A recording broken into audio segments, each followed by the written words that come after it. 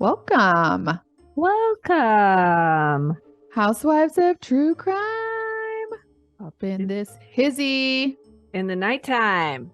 It is nighttime. We're doing a late night recording, later than expected, actually, but you know, it is what it is. Still late. I already finished my cocktail. Oh, you did? I Clink, did not. Clunk. I have a little bit left. Hey, I went back to the Crystal Light and My God, I haven't thought about that in a while. That's Dude. so old school. I know. And by the way, it's so freaking good. Yeah, I forgot how good it was.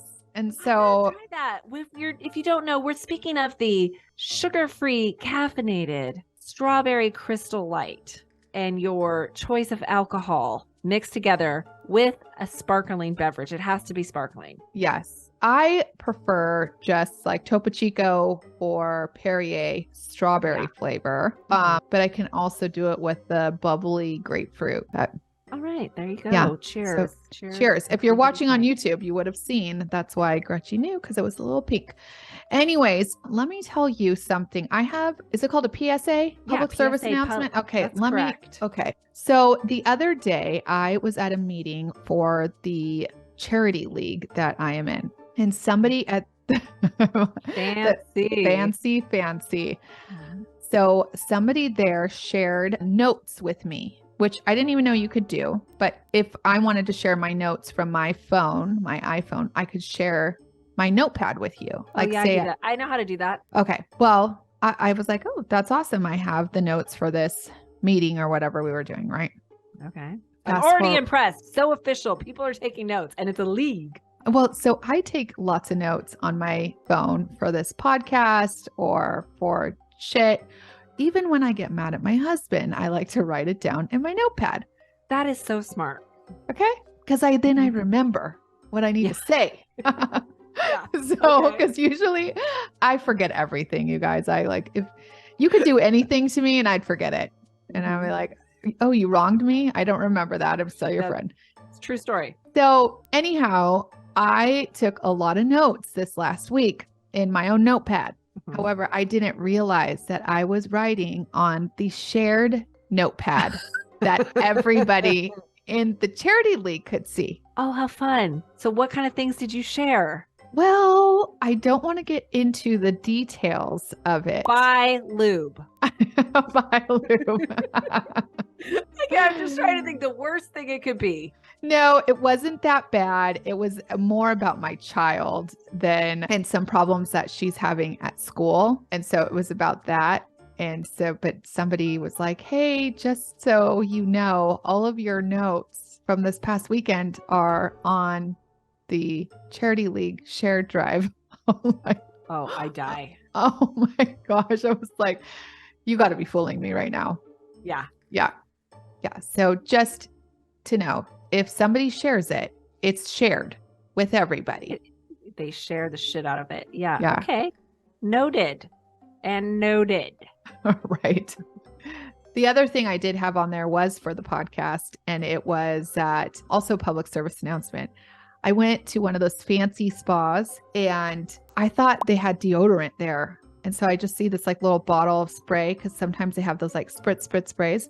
So I just spritzed it under my armpit real quick. It was like the shower spray, the eucalyptus shower spray, which burned the shit out of my armpits.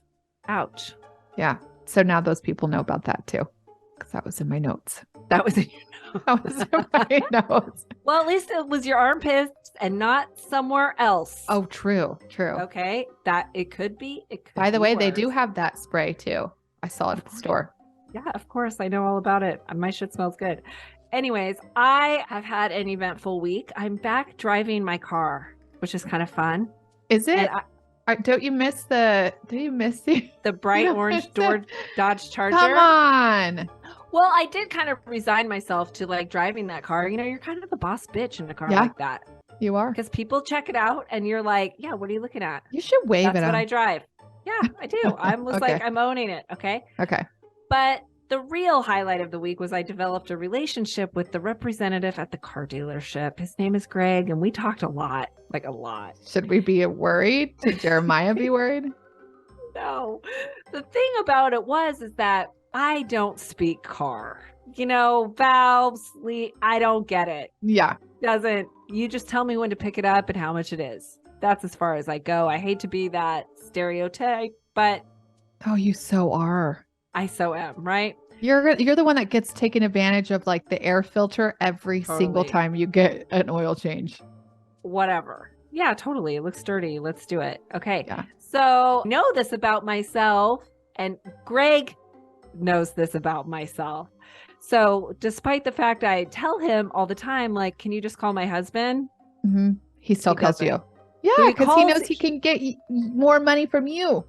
So for like the past couple of weeks, he's like calling me, and I answer the phone, say hi, and he talks really fast, and then he wants to hang up, right? And I'm like, Greg, you got to call my husband. And he's like, okay. Oh my So, gosh. my husband is really nice until he's not. Yeah. And then he's a dick. So I think he was like kind of. He didn't really want to talk to him. This like good cop, bad cop thing going on with Greg. Yeah. Right? Yeah. Yeah. So anyways, Greg called me after I got my car back for a minute. Well, I was asleep because I was recovering from the field trip that I went on that I told you about last week. And my husband took my car and some light went on. So Greg got a message from my husband like, oh my God, we just got it back and the effing check engine light is on. Yeah. He calls me and I was like, Greg, we got to break up. Like, I don't want. Did you tell him that? Yeah. He was like, oh, we had a good laugh. He was like, I don't know why I got this crazy message. There's a light on in your car still. I was my gosh. I was like, I don't want to see you anymore, Greg. It's over. Yeah. And then I had to call him the next day and go, actually, it's on. It's on like Donkey Kong. All right. Yeah, I'm coming back. So anyhow, okay. That's all I've been up to. Fun. You ready for crime? I am. Hey, Tab. This week's case is brought to us by listener suggestion from Allison Russell. Allison, thank you. Thanks, Allison. Gretchen already gave me she didn't tell me what it was, but she said it's real juicy. It's juicy. Then Zumba-esque. So I'm very excited about this one. I don't know if I can be as good as Zumba, but it's good. Okay. Today's case is the case of Joyce McKinney. Joyce was born in 1949 and grew up an only child in North Carolina. What we know about Joyce's early years comes from Joyce herself. Obviously, she's no spring chicken, and so her parents have passed, and she has no siblings or friends or relatives that speak of her. And I think we all might understand as to why by the time the episode is over. I was like, wait, she doesn't even have any friends? Just saying, just take it with a grain of salt. It comes from Joyce, the mouth of Joyce. Okay. I mean, even you told me on our Patreon episode last week that Brian, crazy guy from Idaho, has a friend in prison. He does have a love interest. That guy can have a friend. I'm sure Joyce has a friend. I don't think anyone is interested in Joyce. Okay. Which is very interesting. I had an aunt named Joyce. Oh, okay. At one point. Let's rejoice in that. Oh my God, Gretchen, you're so on it today. I know, right? Okay. So according to Joyce, she had a very typical North Carolina upbringing on a small family farm. She was a pageant girl growing up. She went on to be a contestant in Miss World 1973. Joyce totally gives off pageant vibes. She's very attractive. She knows it. Big hair. Well, in her heyday, she was like the full blonde beauty queen bombshell. And she's got that like bubbly pageant personality. Yeah. Ends every sentence with a smile. Joyce claims to have an IQ of 168. Now, that is not verified, so I mean, that is. I just love when people want to tell you their IQ. You're like, I've never even taken an IQ test. Neither have I, but it's so weird. I had a friend, I bet you could know who they were at one point in the last few years, that told me her kid's IQ. Oh, and I was like, okay. What? That's extra. Yeah, it is. Yeah. It certainly is. Okay. Well, as it was, with Joyce. Around 1975, she landed herself in Salt Lake City. Now, in 1975, Joyce was 26. What brought Joyce to Salt Lake is interesting. What she says is at this point in her life, she was just as straight edge as could be. She was just a real good girl, and she just aspired to marry a real special guy and have a family and live like the whole white picket fence dream. And she was telling a professor that she was just really in search of a special guy, the kind that didn't drink or smoke. Like a Mormon in Salt Lake City? That is what he said. He said something like, well, heck, Joyce, there are loads of those in Salt Lake City. They're called Mormons. Yes. Oh, well, I'm going to call them Mormons in this, but this is taking place in the 70s. Okay. So please, I think you could still say it. I'm going to say nice things about the Mormons or Latter-day Saints, whatever you flavor. We do. I'll get to that part. Okay. Okay. We like the Mormons. So, we do. Okay. No. So for Joyce, it was Salt Lake City or bust. It was Joyce and her big white sheepdog, Millie, in her little Corvette, no less. Right? Oh. Yeah. When she arrived on the Salt Lake City scene, she was thrilled to now be living in this land of wholesome, church-going people that she thought were just real swell and like-minded. And her dream came true of meeting a very special guy when she met a young Mormon man that also drove a Corvette named Kirk. Joyce says it was electric love. She says he told her he loved her the first night they met, and they talked marriage and babies soon after. She was madly in love with his blue eyes and his clean skin. I quote. Okay. Okay. Nowadays, Joyce, people like them dirty. I like them kind of dirty myself. I know. Hello. She was going for that. I'm picturing like a Noxzema commercial or something. That's the look she wanted. Okay. I like the clean guys too. But the rough and scruff. What's that show y'all are watching? Yellowstone. Oh yeah, I like it. Yeah. Yeah, I'm here for it. Yeah. Yeah. Okay. So she says, they're madly in love. They go to meet his mother. And according to Joyce, Mama looked her up and down and said, she don't look like a Mormon to me. And Joyce says something like, I guess I was just too pretty for her to believe. I feel the need to explain a little bit about Joyce's personality at this point because it's going to come up again and it really bugs me. Joyce is a fat shamer.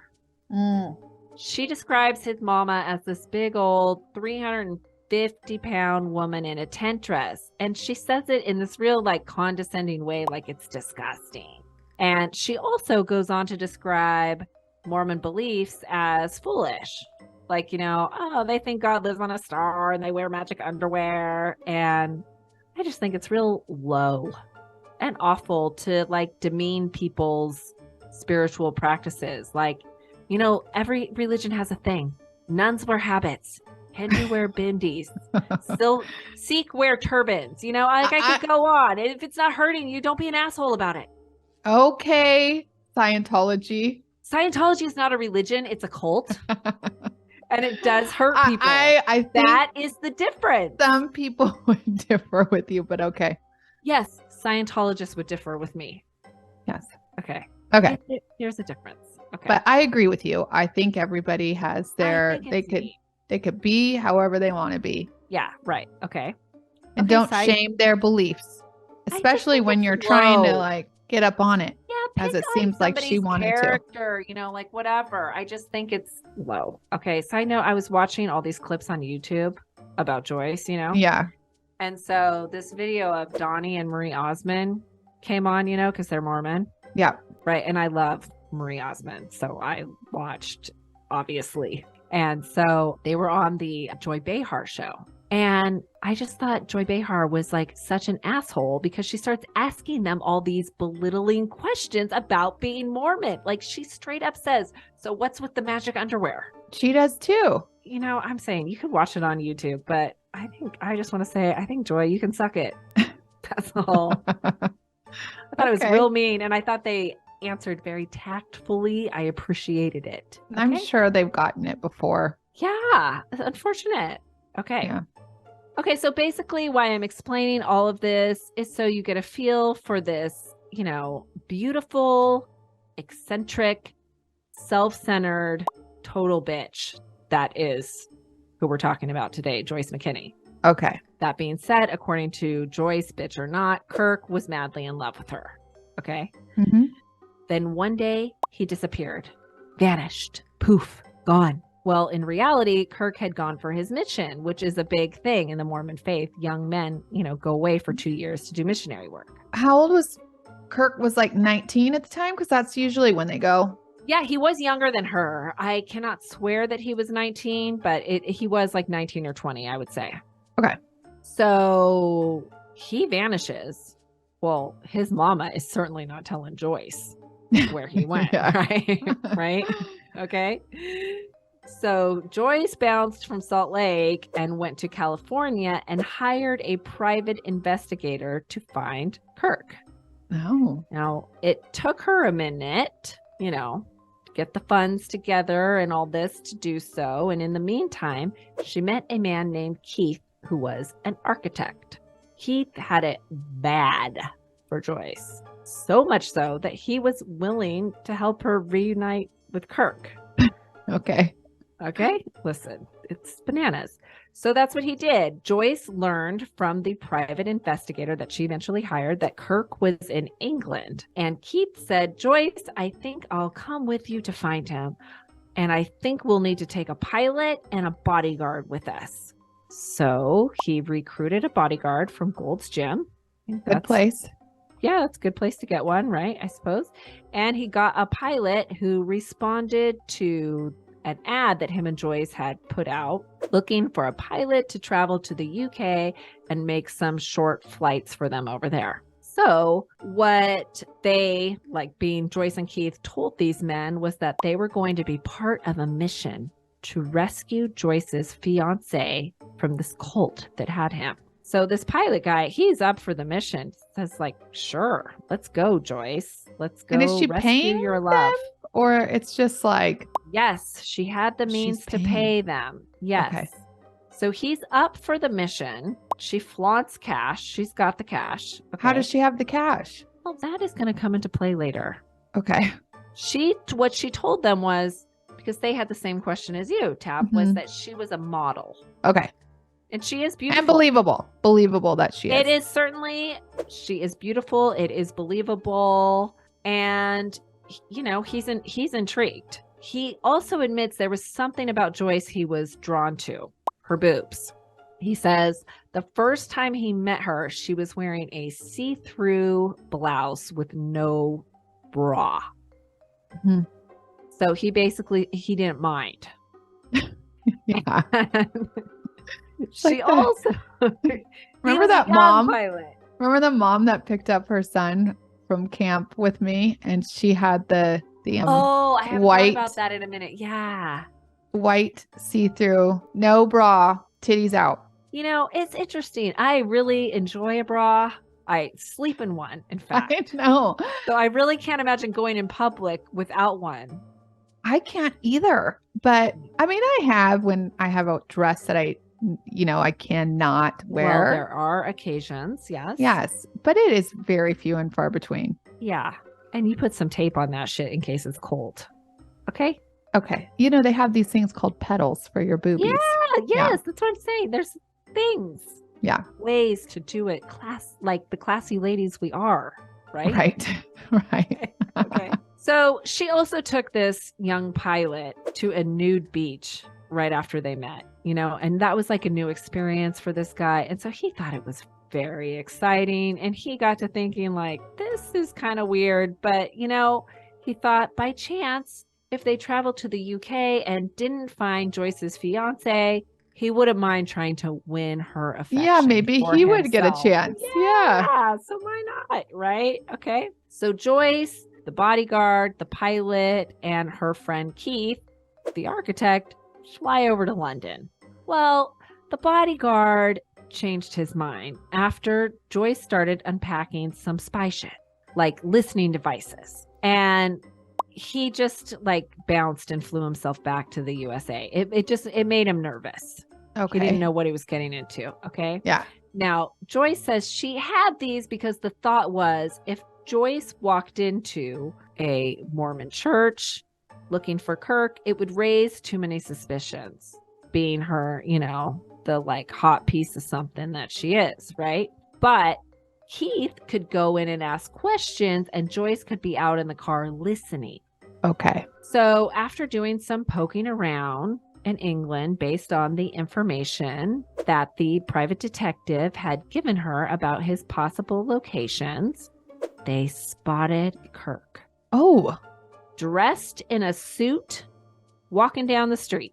Jackpot for Joyce. Okay. Well, the pilot says this is when he got to thinking, this is not how he actually had pictured this going down. He thought, I thought we were like rescuing this guy. But Yeah, like, what do you mean? He's like walking down the street by himself Kirk or with another guy. Fine. Yeah. He's like, he looks fine. He doesn't need to be rescued.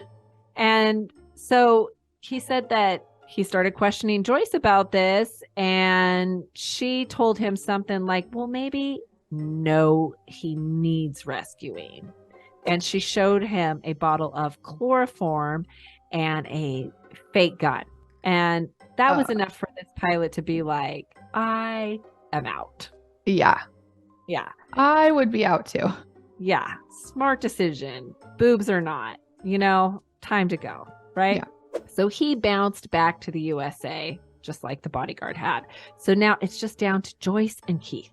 Now, according to Joyce, Keith went into the church and pretended he wanted to convert. And he was able to speak with Kirk and tell him, hey, Joyce is out in the car. Well, Kirk went outside, and when he saw Joyce, he told her that they had told him that she didn't love him anymore. It was Who magic. told him that? The mom? They, probably the mom, the church, whoever. The church, whatever, right? So they drove 250 miles to this cottage in Devon. Joyce had prepared the cottage with Kirk's favorite foods and silk sheets and cinnamon body oil so she could give him one of her back rubs that she just says that he loved so much. Well, she says the back rub didn't go as planned because he had on his temple garments. And so that didn't really work out with the, all over body oil situation she had planned. So she says she ripped them off and threw them in the fireplace. Okay. Which is extra, right? Yes. Okay. Well, now that she had removed that barrier, she's ready to get busy with the man that she says she was saving herself for. Well, according to Joyce, there was a problem because she says he had been so brainwashed that he was repressed in that department and was unable to function, if you know what I mean. Mm-hmm. So thankfully, Joyce said she had a manual on hand on Christian marriages, and there was a chapter on the impotence.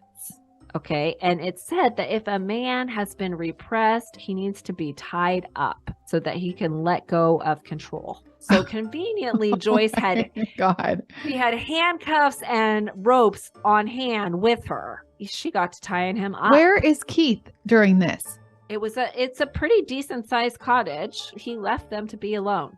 Okay. And this dude just went with her without the chloroform? Well, she says that she did not use chloroform. So, she's got the handcuffs and the ropes, ties them up. She says it worked. They made sweet love, and their souls melted together. He popped it up, huh? Yeah. After you tie him up. That's right. Okay. The Christian manual she had did the trick. So after 3 days, they mutually decided at this point they're married in the eyes of God, so they should go and make it official. So Joyce, Kirk, and friend Keith went to London to get Joyce and Kirk married. Joyce says they dined at the Hard Rock Cafe. Mm-hmm. Fancy. I think the Hard Rock is like so overrated, right? I think it really is. The food is awful, by the way. Food is awful. Buy a t-shirt if that's your thing. I think that's you don't have to actually eat there. You don't have to eat there. Yeah. They got a little shop in the front. Just buy the t-shirt. Skip the restaurant. Okay. But anyways, that's where they went to eat. And while they were there, Kirk got a hold of a newspaper. And to his horror, there was a story printed on the front page that a Mormon was kidnapped in Surrey. And he realized they were talking about him. So this was a problem.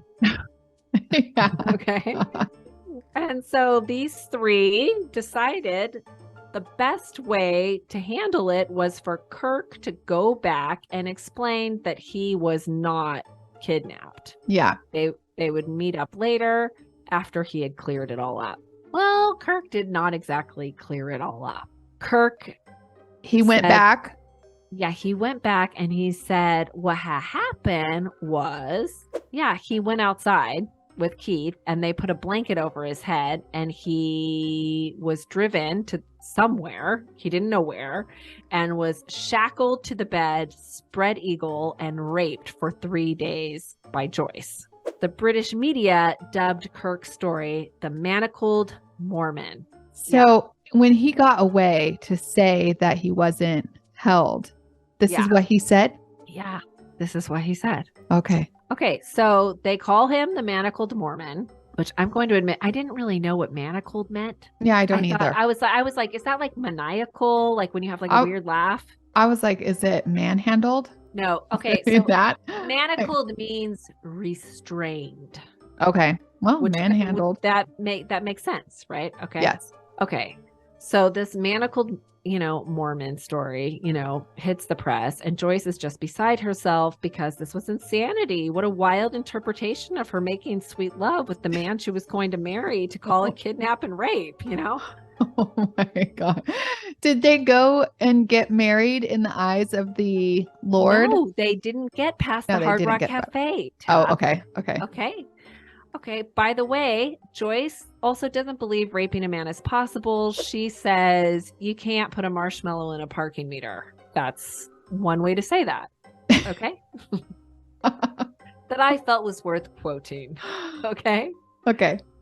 So Joyce had an answering service, like I suppose people did in the 70s. And she got a message to call Kirk at an English number. And so she did. She talked to him. They made a plan to meet, but it was a setup. I love a setup. I love a setup too. Okay. The phone call was tapped. And so they knew where she was. And so Joyce and Keith were pulled over on the highway and arrested. Joyce was taken to a women's prison where she was held for 3 months. In England. In England. Yeah. Yeah. Well, Joyce, as we know, she's very resourceful. And while she was being transported, she was able to make a sign which said, Kirk came willingly. He made up the story because he fears excommunication. Help me. So she holds up this sign in like the window of the prison bus. Van or whatever. Yeah. Yeah. And it was photographed, with it, and it was splashed all over the papers. She also wrote 2 letters, one to the press and one to her parents. And she stuck them inside of herself to conceal them. She kept them separated, by the way. Oh, God. Really? Yeah. One in one hole, one in the other? Mm-hmm. Mm-hmm. And she says... Which one gets the shithole? The letter. Right? Not so sure about that. So she says that she grunted them out while she was being transported and then was able to push them out the like slits in the window. It was like those little like slatties. Yeah. Okay. And she motioned to a man on the street who I really hope was wearing a latex glove. Definitely not. To pick them up and mail them. And she says he did. I mean, the whole thing blows my mind. Says a lot of stuff. How do you keep it up there and then it have like the current, the address and postage, and it's got to get all the way to the USA? I mean, I don't know. I can't really wrap my head around it. I tried really hard to find these letters that she spoke of. but I didn't see them published in like the archive newspapers or anywhere. So, I mean, I don't know about that, Joyce, right? Mm-hmm. Okay. Anywho, the story of the manacled Mormon, it's taken on a life of its own. The Brits love a salacious story. I mean, who doesn't? Can't blame them, right? So all the press came to her bail hearing, and Joyce put on quite a show. She was absolutely unapologetic for sexing it up with Kirk. She said in court she would have skied down Mount Everest nude with a carnation up her nose for the love of this man. Well, you know, that is the kind of line that is just made for tabloid headlines. So they just ate it up. Joyce and Keith were then released on bail, and now Joyce was instantly a celebrity. She gave a televised interview, which really fueled her 15 minutes of fame because the whole story is so bananas, and Joyce is hot.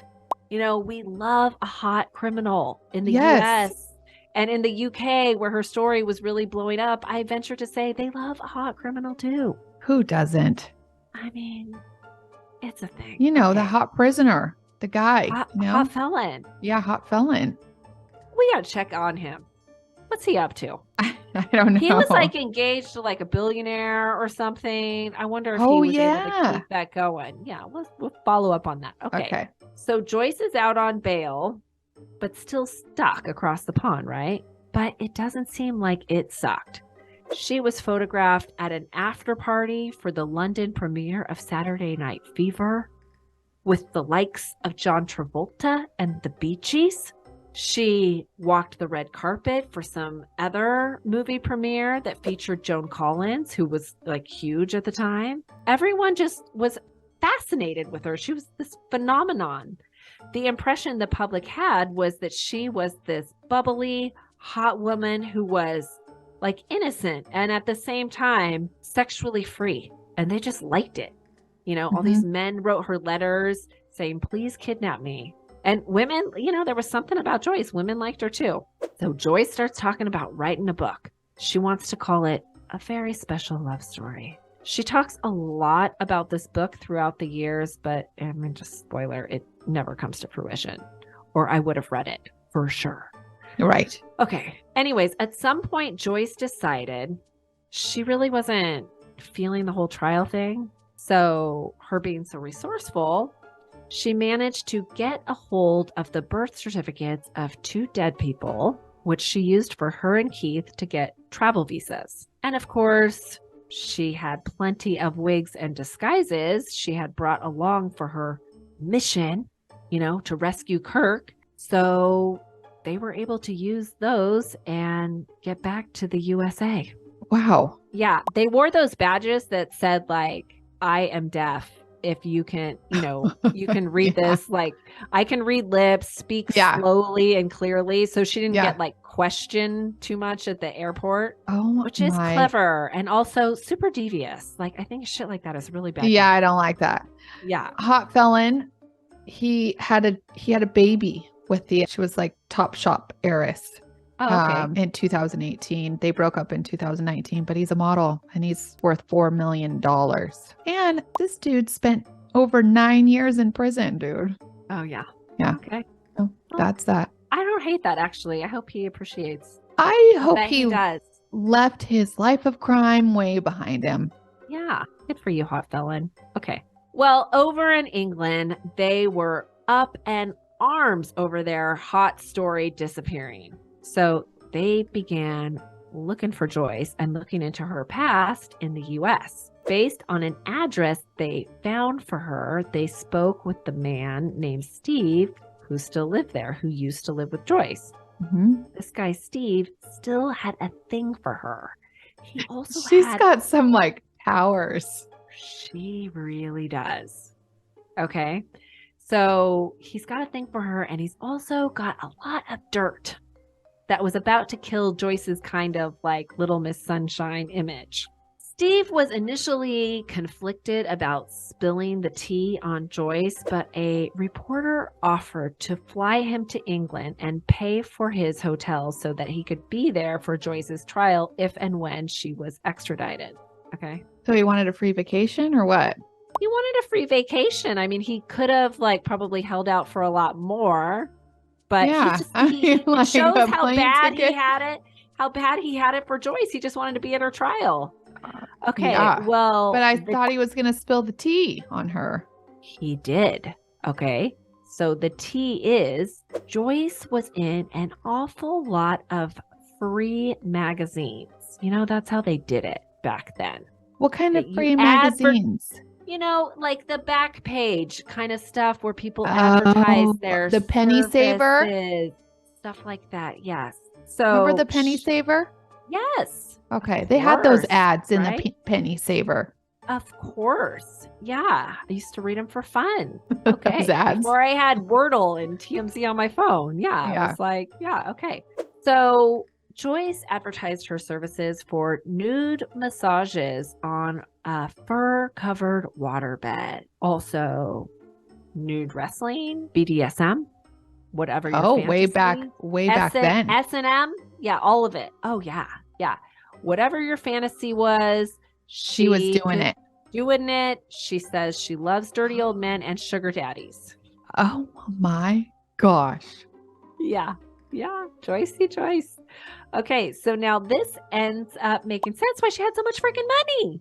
Okay. And handcuffs and all kinds of shit for tickling why everybody's got it so bad for her. She's got a magic situation going on. Oh, yeah, she does. Yeah. Okay. I know okay. You know, I was kind of like, how did she get it up for this guy? And when she's like raping him, like, I don't know how that actually works. Like she said, you can't put a marshmallow in a hole or something. But if you are tied up, it is just an erection is just it's a biological reaction. Well, and she knows how to get them up. If she even likes dirty old men, it's like she'll does. Yes. Okay, so Joyce doesn't want anything like this about her out there, right? But I don't think she was worried about it because she didn't imagine that they would figure it out because, you know, she's like in another country, right? Sure. Well, it turns out in addition to Steve being kind of in love with Joyce, he was also kind of a participant in her escort services. So, like he paid for them? No, what his role was, I mean, this is how bad he had it for her. Joyce always brought her big white dog with her. Okay. She brought the dog and they put a listening device on the dog's collar. So Steve would wait outside. So if anything like went sideways, he could put a stop to it. Steve was her bodyguard. Yeah. Yeah. I mean, it's kind of clever, right? Okay. Well, it's good. I mean, it's like a protection agent. No, it's not a bad plan. It's not a bad plan. Yeah. Well, before the salacious story that included like all of Joyce's ads and some naughty pictures from a photographer that had worked with Joyce that Steve had also put the tabloid reporter in contact with, who handed over pics. Steve must have been getting some money. Yeah. Her doing like BDSM. She's like standing on top of a dude, right? In quite the outfit. Okay. Joyce not knowing any of that. Okay. She didn't know that's going on. And so she called up one of the other papers wanting to sell the version of her story that she kind of wanted perpetuated. And she was able to make a deal to do so. They like paid her like 40,000 pounds. Okay. Oh, so Joyce, yeah, it's a lot, especially back then. So Joyce is in a hotel room with a reporter in Atlanta to give her version of the story when she learned that a story with a naked picture of her that said the real McKinney came out. She lost it. It was very dramatic. The reporter says he had to grab her by the ankles to stop her from jumping off the balcony. Oh. Yeah. Keith was there, of course, right? Yeah. He was able to reason with her momentarily by telling her, if you die, no one will know how much you really loved him. Kirk. Yeah. Okay. Yeah, being Kirk. Okay. So the men that were like in the room were able to get her to a hospital where they gave her like a shot of something to calm her down. Sedative. Because she was hysterical, right? So after that, she was taken back to the hotel and her parents came in the room and her father held her in his arms and she bit him. And like drew blood. And then she fled the hotel room Hospital. into the night. No. Hospital. They left they left the hospital after they gave her the shot. They go back to the hotel. Her parents come to the hotel. Okay. She flees the hotel in her nightie, and they followed her as long as they could, but then she ran across the freeway and they lost her. Yeah, that's scary shit, dude. Yeah, that's scary shit. Okay, so after that whole shit show, Joyce's story like kind of fizzled. She was never extradited. She wasn't. No, she wasn't. I mean, apparently they didn't have like, she was charged with like some kind of kidnapping charge, but she was never charged with like rape or whatever because they didn't even have a charge for that in the 70s, right? Okay. Well, and her story fizzled because like the tabloids had dug up all they wanted and more. Like what else were they going to find? And Joyce didn't give any more interviews. You know, she's kind of like humiliated. But she reappeared in the press 7 years later in 1984 when she was arrested for stalking Kirk at the Salt Lake City airport where he worked. My gosh, she is obsessed. Oh, well, Joyce says she just happened to be there to book a flight, which is interesting since Salt Lake City is not the most convenient airport to book a ticket at, considering she was back living in North Carolina at the time. It was like in the opposite direction.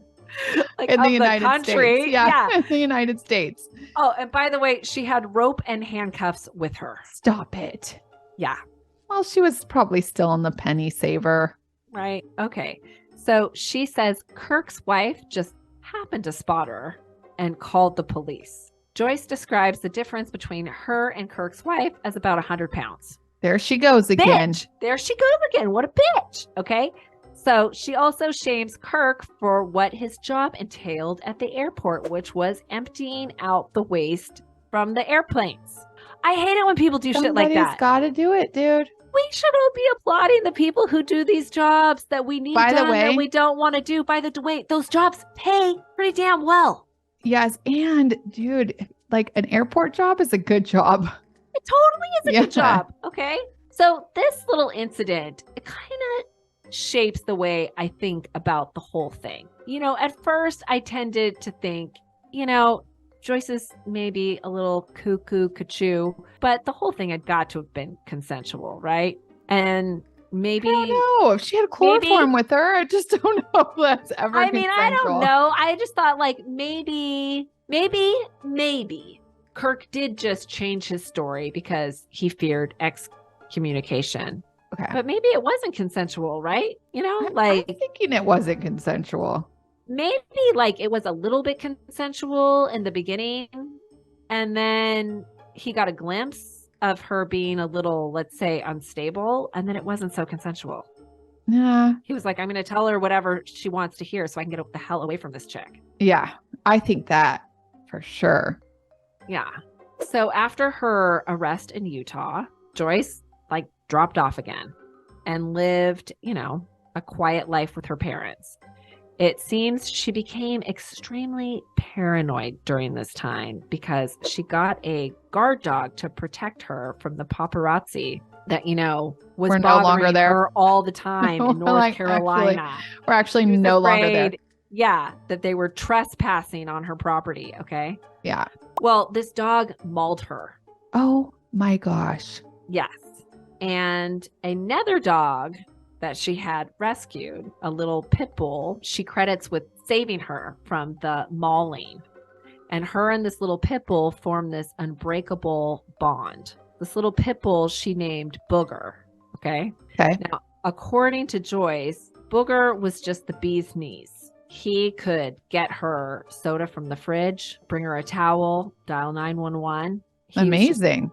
Amazing. He was her best friend for the next 10 years until he died in 2006. When he died, Joyce was not cool with that. Okay, which I understand losing a furry friend is always difficult, but Joyce decided she was going to remedy her loss by having the dog cloned in South Korea. So she paid a doctor over there $150,000 to do it. So She flew over there and made international news at the press conference where this doctor announced he had successfully cloned Booger times 5. Oh, 5 of them. 5 little boogers. Okay. Okay. Now, Joyce used her middle name instead of her first name, thinking the press wouldn't connect the dots as to who she was. Yeah. And she wouldn't have to relive her past. But, you know, Joyce really kind of like, she looks the same. Even after the mauling. Yeah. It really it mauled like more of her body and her arm. She says she's lost some use of her arm. Okay. Okay. But not her face. You know, she looks the same. She's still got that same bubbly personality, the voice or whatever. I mean, people that remembered the story knew right away it was her, and it was international news. Okay. Okay. So the dog cloning story was big news, but now it was bigger news because it was Joyce's dog. By the way, she named all the puppies like booger names. It was like Booger Hong, Booger Lee, Green Booger. Yes, shit like that. Okay. Snotty Booger. Yeah. So in 2010, this documentary called Tabloid that she participated in came out. And it ends with her living in North Carolina with all her little booger dogs and explaining that the book about her story is on hold because she had 3 suitcases worth of materials, documents, photos, and such that had been stolen out of her truck, which it doesn't make a lot of sense to me. It's a very old beat up truck with like a homemade plywood camper shell on it. So it doesn't look like a vehicle that would get broken into, I mean, to me. And also I wonder who keeps their most important documents in your truck. Yeah. Okay. Does all the boogers look the same? Like when you clone the dog, do they all look the same? Identical? Yes. And the picture is like a dog that doesn't look anything like these dogs nursing all of these puppies. Okay. That look nothing like him. I mean, it is pretty impressive. But also, we'll get to why it's not a really good idea to do the cloning thing. Okay. So the documentary ends saying that Keith died in 2004. So that's why he wasn't interviewed. We never get to hear why he had it so bad for Joyce. I know. And Steve, could not be located. I think Keith was doing it with her. Oh, I don't know. I mean, I don't know. I got to get a read on Keith, but you never get to see him. I just have this feeling like she was paying him or something. Like there was no reason he's just hanging out, Well, okay, that one thing is, so, when she was in the hotel room with that reporter, the reporter says that her and Keith's relationship was really odd, that it was like they were joking, but she would call him slave. She would say like, down slave, or go get me this, like whatever. But it was like, it's kind of weird. Maybe he just liked to be like dominated, like told what to do. He was clearly at Joyce's beck and call. So that could have been part of that, but I don't really know. Okay. It's all speculation. Okay. So also, Steve could not be located, and Kirk, he refused to be interviewed. Okay. Well, a lot has happened since 2010 with Joyce when the documentary. What's that? 13 years ago. Okay. Yes. Okay. First of all, she did not care for the documentary, and she sued the people that made it. Basically, she said she participated in it because she thought it was about like how savage the British tabloids are. No, because that's probably what they told her. Oh, maybe. Yeah, people. But she tells her whole story. I mean, it's like. Yeah. Well, she gets to tell it, I guess. That's good. Yeah. Right. Okay. So she wanted to talk about like how the British tabloids did her dirty, which she does tell that part of the story. One of the papers over there, The Sun, did kind of do her dirty. They put her head on a naked woman's body, but it's like such a bad Photoshop. It's pretty obvious. And they were just trying to keep up with the other paper that like had the real pics, Yeah. Yeah. They're ruthless over there. Oh my gosh. I guess. But the other pictures are obviously real. Okay. But Joyce doesn't admit that. She just harps on this one picture. Okay. Anyways, her lawsuit against the filmmakers was thrown out. Joyce actually accompanied the documentary film producer to a premiere and got on stage and ranted to the audience about how dangerous Mormons are. And that's the real story. And she tries to discredit the producer while she's standing right there next to him. Yeah, she's delusional. It's actually like really sad. Okay. She says that the paparazzi stayed in front of her house for 33 years. That did not happen. So it's like, it's clearly like, you know, the elevator's not going to the top floor. Like she's really not, it's not all there. Okay. So I actually think, I mean, Joyce was so mad about this documentary, but I think Joyce was not portrayed as badly as she seems to think she was. I think she should be thankful that the documentary left out the trouble she found herself in that I discovered in 2004. And it just kind of like ended like she's this eccentric woman who has thrown her life into raising these cloned puppies. Living on this farm. That's how it ends. Okay. Well, what happened in November 2004 was she was found in a van with a teenager in Carter County, Tennessee. And apparently she instructed the teenage boy to burglarize a house and was charged with criminal conspiracy to commit aggravated burglary and contributing to the delinquency of a minor. My gosh, what are they burglarizing for? Like, what does she need? The motivation for this was to buy a prosthetic leg for her three-legged horse. You got to be fooling me. Shit just gets weirder. I know. I wasn't able to doesn't it have to be like fitted? I mean, it's just like... It's like a lot, right? Okay. I wasn't able to find out what she was sentenced for that or if like the charges had possibly been dropped. I don't know. But I do know that as of 2019, she had moved across the country with all the boogers. Okay. To where now? California. Oh, right by you. Yes. Okay. An animal control officer at the Burbank shelter named Stacy Wood Levin says, I quote, "I'm very familiar with Joyce McKinney. We've had many check condition calls on the animals over the years. People would see the dogs crated up in Joyce's camper van that she appeared to be living out of. She says that 3 of those pit bulls would end up at the Burbank shelter being euthanized. And that's sad. Really sad, she says. And the other 2 have, a lot of health and behavioral problems, or that's why they were euthanized, because of their health and behavioral problems. And it's unclear what happened to the other 2 pit bulls. She says the dogs have serious behavior issues. I mean, I think that cloning stuff is like not a good idea, right? I don't know. Some people are really into it nowadays, but I don't know. Okay.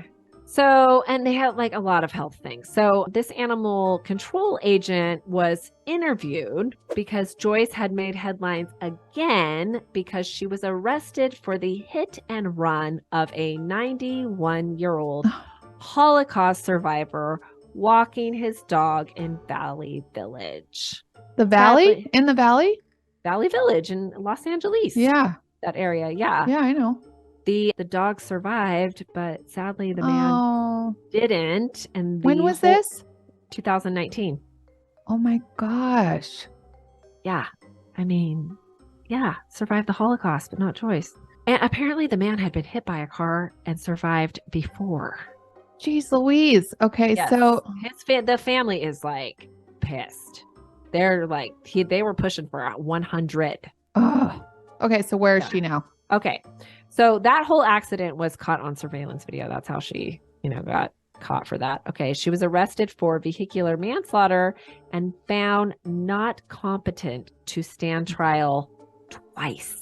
So she's like pretty mentally unstable. Yes. So it is my understanding that she is still being held at a mental health facility in Norwalk, California, which is not far from me. She is 73 years old. I didn't even know that we still had state mental health facilities. I thought they all closed down. She can't be 73. She's got to be 63. No, she's 73. What? In 75? In 70? Okay, math. I'm really good. My kids go to mathnasium. She was born in 1949. Okay.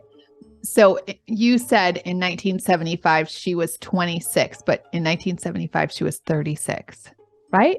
Oh no, you're right. Sorry, my bad. My mom was 16. I was trying to I thought my mom was 26 then. No. Mm-hmm. Yeah, my mom was 16. Yeah. Okay. So she's 73. She's not with it. In a mental health facility, and all the dogs are probably in dog heaven. Okay. Yeah. So there is a movie being made currently about her story called Sinner versus Saints over in England. Okay. So we'll be watching. We'll be looking for it. I'm not sure that Joyce will be able to. I think Joyce should just not sit watch this one it. out. Yeah. That's As probably for Kirk, good. Kirk, I want to tell you, I found him on Facebook. Oh, you did? And he seems to be living, he obviously wants privacy, so I'm going to respect that. He seems to be living his best life though. And what the vibe I get is that I don't think he regrets his choices. Well, I'm sure he doesn't. He's like, you said he was married back when she saw him in the airport. Yeah. So, I mean, I'm assuming he had lots of children and he's still a Mormon. Yeah. Yeah. That's an accurate assumption. Okay. Well, good. All right. Well, thank you for that one. Those are kind of, no murder. I mean, except for the old man that she hit, and the dogs. So, but if you guys want to hear more, last week we did the first part of Elvis on our Patreon, and it's a good one. So or Apple subscription.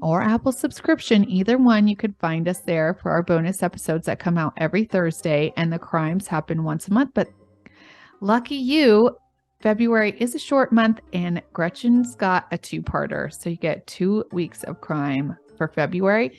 And it's a really good way to support us. So go to patreon.com/Housewives of True Crime, or you can subscribe on Apple right now if you are on Apple or listening on Apple Podcast. Other than that, please follow us on all the platforms. And if you haven't checked our YouTube channel out, please do so and like and subscribe. And until Thursday for all of you disco biscuits and disco balls, or next Monday. Okay. We'll see you then. Clinkety clink. Clink, clink.